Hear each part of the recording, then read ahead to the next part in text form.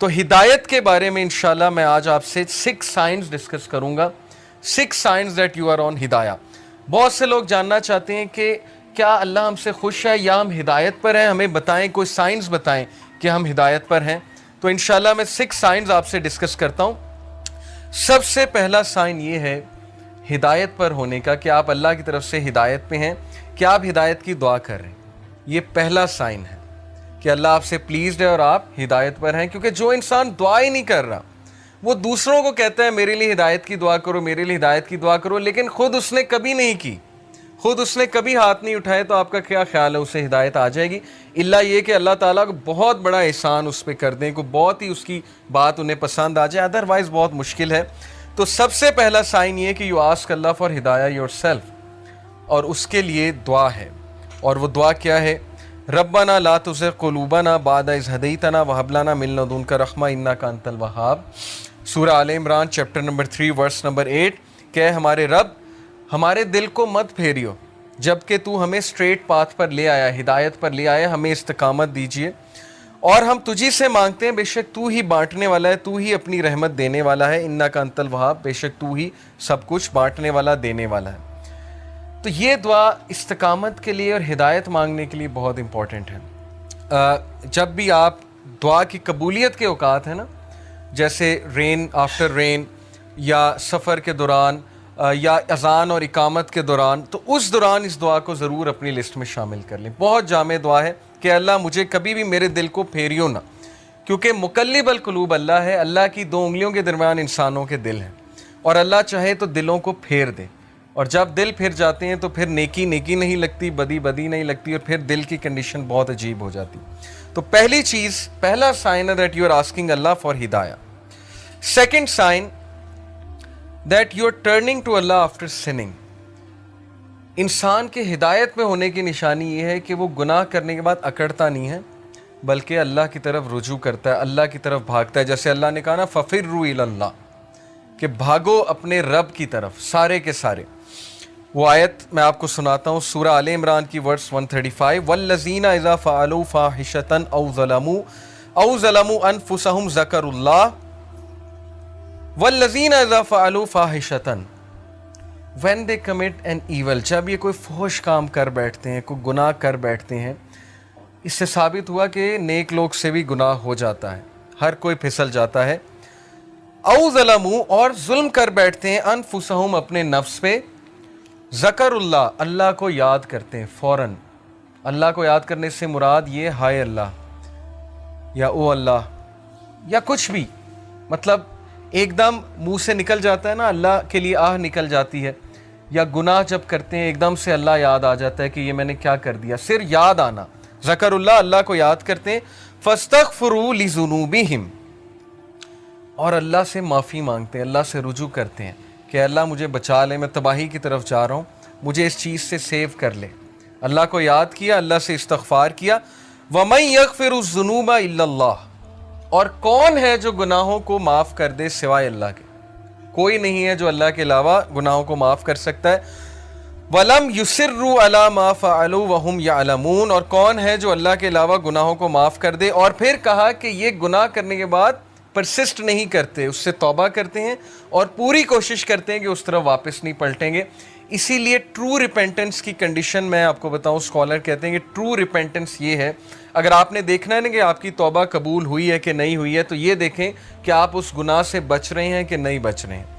تو گناہ سے توبہ یہ نہیں ہے کہ گناہ کیا اور پھر توبہ کی اور پھر گناہ کیا, یعنی پلان کر کے توبہ کی اور پلان کر کے گناہ کیا. یہ پلاننگ والا جو کام ہے یہ خطرناک ہے.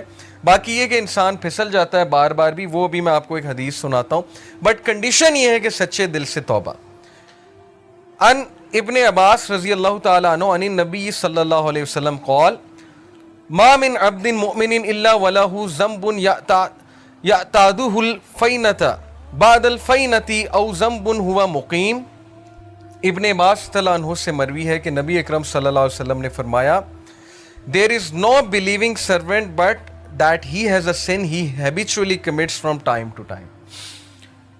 انسانوں میں بہت سے انسان ایسے ہیں جو ہیبیچول ہو جاتے ہیں ایک گناہ کے, بار بار کرتے ہیں، پھسلتے ہیں، بار بار توبہ کرتے ہیں، پھر وہی گناہ بار بار کرتے ہیں. او ذنب ہوا مقیم علیہ لا یفارق حتی یفارق الدنیا.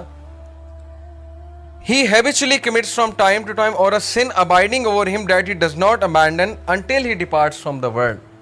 وہ گناہ وہ ریپیٹ کرتا رہتا ہے کیونکہ اس گناہ سے وہ ٹیسٹ کیا جا رہا ہے. وہ اپنی بیسٹ ٹرائی کر رہا ہے لیکن سم ہاؤ وہ بار بار پھسل رہا ہے.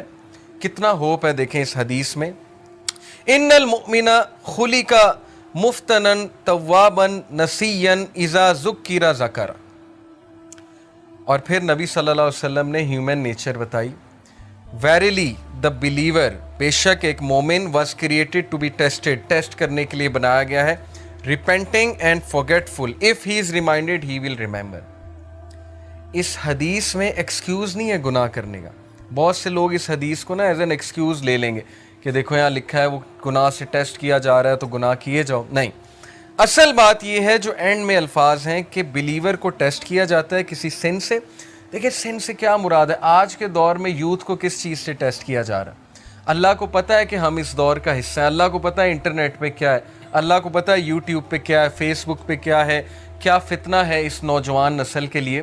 اور اوپر سے شادیاں بھی نہیں جلدی ہوتی، پھر کو ایجوکیشن الگ ہے، یونیورسٹیز کا ماحول الگ ہے. اللہ کو سب پتہ ہے. تو اللہ تعالیٰ ہم سب کو ٹیسٹ کر رہا ہے. اور عمر رضی اللہ عنہ کا میں ایک کال آپ کو سناتا ہوں کہ وہ یہ کہتے ہیں کہ اللہ تعالیٰ تقوی کے لیے انسانوں کو ٹیسٹ کرتا ہے. جیسے سورہ حجرات میں نا کہ ان المؤمنون، تقوی کے حوالے سے جو آیت ہے میرے ذہن سے اچانک نکل گئی کہ بے شک اللہ مومنین کو تقوی کے لیے ٹیسٹ کر رہا ہے. تو یہ ہم سب کا تقوی کا ٹیسٹ ہو رہا ہے کہ تمہارے پاس اپرچونٹی کھلی ہے، انسٹاگرام ہے، فیس بک ہے، سب کچھ ہے. اب اپنے جوہر دکھاؤ، اب اپنے وہ اندر کے اس ہیرو کو جگاؤ، اپنے نفس پہ قابو کر کے دکھاؤ اور اللہ تعالیٰ ریوارڈ کرنے والا. تو اس لیے بلیور جو ہے وہ ٹیسٹ کیا جاتا ہے. ہم میں سے ہر بندہ ٹیسٹ کیا جائے گا کسی ایڈکشن سے، کسی چیز سے، کسی سن سے. لیکن اللہ کو وہ پسند ہے جو ریپینٹ کرتا ہے، بار بار فورگیٹ کر جاتا ہے لیکن بار بار پلٹی کھاتا ہے. جھپٹنا پلٹنا، پلٹ کر جھپٹنا لہو گرم رکھنے کا ہے ایک بہانہ. تو پلٹتا ہے، بار بار جھپٹتا ہے، گرتا ہے پھر اٹھتا ہے، گرتا ہے پھر اٹھتا ہے. اپنے آپ کو ڈاؤن نہیں کرتا، گھٹنے نہیں ٹیکتا گناہ کے آگے، کھڑا ہوتا ہے، مقابلہ کرتا ہے. if he is reminded he will remember. اور اس کی ہدایت کی نشانی یہ کہ جب اسے ریمائنڈر دیا جائے وہ ریمائنڈر لیتا ہے. آکڑ نہیں دکھاتا آگے سے. یہ نہیں کہتا مائنڈ یور اون بزنس، تمہیں کیا تکلیف ہے، میں جو مرضی کروں. اب تو لوگ ایسے کہتے ہیں نا کہ تمہیں کیا تکلیف ہے، میں جو مرضی کروں. تو ہدایت کی نشانی یہ کہ جب اسے ریمائنڈ کرایا جائے اور ریمائنڈر اسے افیکٹ کرتا ہے. اور یقین کیجئے ہماری میجورٹی یوتھ اس کیٹیگری میں فال کرتی ہے.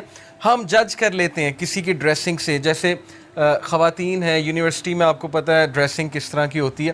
ہم انہیں دیکھ کے جج کر لیتے ہیں کہ لو جی یہ تو ڈریسنگ ایسی ہے لہٰذا یہ تو ویسے ہی جو ہے اسلام سے بہت دور ہے.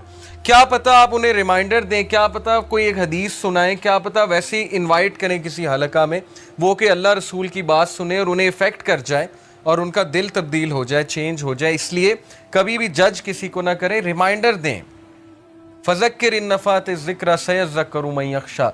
نصیحت کرو دوسروں کو اگر نصیحت اس کو فائدہ دیتی ہے. جو اللہ سے ڈرنے والا ہے، جو ہدایت پہ ہے، وہ نصیحت پکڑ لے گا. ہمارا کام ہے نصیحت کرنا، ہمارا کام جج کرنا نہیں ہے. تو یہ حدیث بہت ہوپ فل ہے، بہت ہوپ دلاتی ہے کہ انسان بار بار پھسلتا ہے، گناہ کرتا ہے، فارگیٹ فل ہے. انسان کا مطلب ہی بھولنے والا ہے. اسی لیے یہ حلقات، یہ ریمائنڈرز بہت ضروری ہیں کہ اپنے آپ کو بوسٹ رکھو. قرآن ڈیلی پڑھنا اسی لیے بہت ضروری ہے. جو بندہ روزانہ قرآن پڑھتا ہے، تھوڑا تدبر کرتا ہے، وہ بچ جائے گا انشاءاللہ. بہت امید ہے کہ وہ ان چیزوں سے بچ جائے گا. تیسری نشانی کہ آپ ہدایت پر ہیں، یہ تو تھی نا کہ آپ اللہ کی طرف بھاگتے ہیں، ریپینٹ کرتے ہیں گناہوں سے. تیسری نشانی ہے کہ you see your own mistakes. یہ بہت بڑی نشانی کہ آپ ہدایت پر ہیں، آپ کا دل صاف ہے. اپنی مسٹیک دیکھنے سے کیا مراد ہے؟ ہم سب دوسروں کی مسٹیکس تو دیکھتے ہیں، دوسروں سے تو بہت شکایت کرتے ہیں. کیا ہمیں اپنی غلطیاں نظر آ رہی ہیں؟ کیا ہمیں اپنی خامیاں نظر آ رہی ہیں؟ اپنی خامیاں نظر آنا بہت بڑی بلیسنگ ہے. اور یہ اللہ کی طرف سے نشانی ہے کہ اللہ آپ کو پسند کرتا ہے. اس لیے اللہ تعالیٰ آپ کو آپ کی خامیاں دکھاتا ہے کہ آپ کریکٹ کریں، ریفائن ہوں، امپروو ہوں اور مزید بہتر بن جائیں. اسی لیے دیکھیں اللہ ہمیں ایسی سچویشن میں ڈالتا ہے جہاں ہماری خامیاں ایکسپوز ہوں. وہ ایک کوٹ ہے نا بڑا زبردست کہ اگر آپ کے ارد گرد صرف ایسے لوگ ہیں نا جو آپ کی تعریف ہی کرتے ہیں تو اس کا مطلب آپ گرو نہیں کر رہے. اگر آپ کا کوئی ایسا دوست نہیں ہے نا جو آپ کو آپ کی خامیاں نہیں بتاتا یا آپ کو آپ کے گریبان میں نہیں کبھی کبھی جھانکنے پہ مجبور کرتا تو اس کا مطلب کہ آپ کی فرینڈ شپ جو ہیں